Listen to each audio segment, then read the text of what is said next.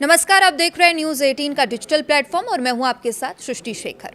1 अप्रैल से देश में टैक्स व्यवस्था से जुड़ा एक बड़ा बदलाव लागू होने जा रहा है। भारत सरकार ने आयकर अधिनियम 2025 को नोटिफाई कर दिया है, जो 1 अप्रैल 2026 से लागू होगा।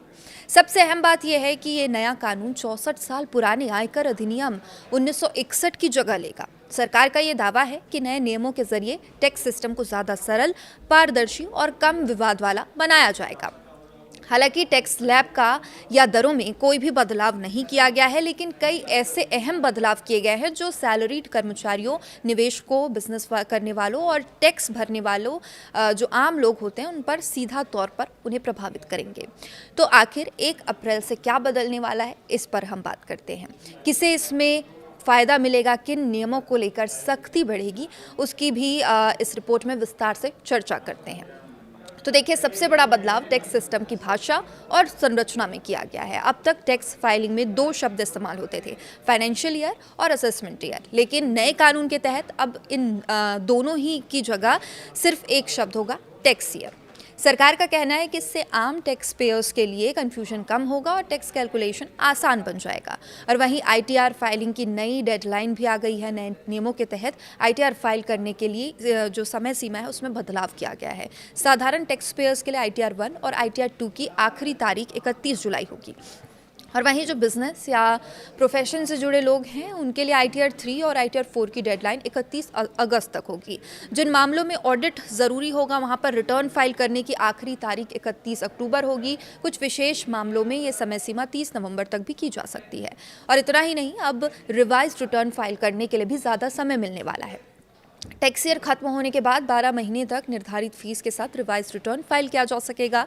और एचआरए नियमों में भी बदलाव हुए हैं। सैलरी पाने वाले कर्मचारियों के लिए हाउस रेंट अलाउंस यानी कि एचआरए को लेकर भी नए नियम लागू कर दिए गए हैं। अब इस छूट का लाभ लेने के लिए किराएदार और मकान मालिक के संबंध की जानकारी देना अनिवार्य है। इसके साथ ही अब 8 बड़े शहरों में रहने वाले कर्मचारियों को ज़्यादा राहत मिलेगी। और ये 8 कौन से बड़े शहर हैं वो भी आपको बता दें। पहला नाम इसमें मुंबई है, दिल्ली का है, कोलकाता, चेन्नई, हैदराबाद, पुणे, अहमदाबाद और बेंगलुरु। कुल मिलाकर ये 8 शहर हैं। तो इन शहरों में रहने वाले अब कर्मचारियों को अब सैलरी का 50% तक एचआरए टैक्स छूट मिल सकता है। बाकी शहरों के लिए ये सीमा 40% ही रहेगी। साथ ही अगर कोई कर्मचारी 1 साल में 1 लाख रुपए से ज़्यादा किराया देता है तो उसे मकान मालिक का पैन कार्ड देना अनिवार्य होगा। कंपनी द्वारा दिए गए घर पर टैक्स कम। नए नियमों के तहत कंपनी के ओर से दिए गए जो घर हैं उनकी टैक्स वैल्यूएशन भी घटा दी गई है, जिससे कर्मचारियों को राहत मिल सकती है। अब ये टैक्स शहर की आबादी के आधार पर तय होगी। 40 लाख से ज़्यादा आबादी वाले शहरों में सैलरी का 10% हिस्सा, 15 से 40 लाख आबादी वाले शहरों में सैलरी का 7.5% हिस्सा और बाकी इलाकों में 5%।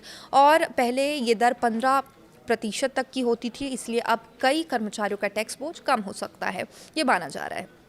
कंपनी कार और अन्य सुविधाओं पर भी नियम में थोड़े बदलाव हुए हैं। तो देखिए, अगर कोई कर्मचारी कंपनी की कार का इस्तेमाल करता है, ऑफिशियल या निजी दोनों कामों के लिए करता है, तो अब टैक्स वैल्यू इस पर तय की जाएगी। 1.6 लीटर इंजन तक की कार हर महीने 5,000 रुपये उसमें देंगे। और इससे बड़ी अगर कार है तो 7,000 रुपये प्रति माह का इसमें छूट है। और अगर कंपनी की ओर से ड्राइवर भी दिया गया तो इसमें 3,000 रुपये अतिरिक्त जोड़े जाएंगे। तो देखिए, गिफ्ट, फूड और अन्य सुविधाओं में भी राहत की बात कही जा रही है।